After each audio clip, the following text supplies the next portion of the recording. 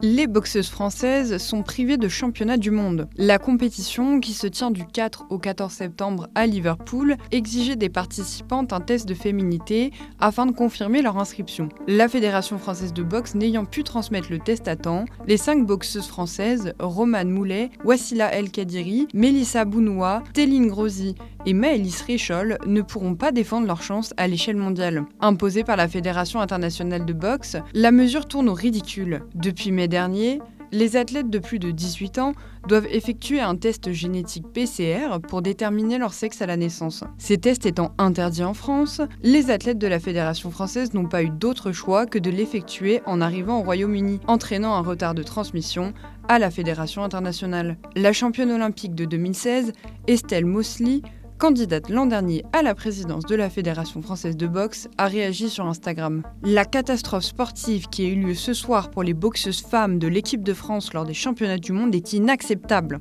Comment peut-on faire de telles erreurs à ce niveau-là ? Les conséquences sont trop importantes. Les championnes olympiques Lin Yu-Ting et Iman Khelif sont aussi empêchées de participer au championnat.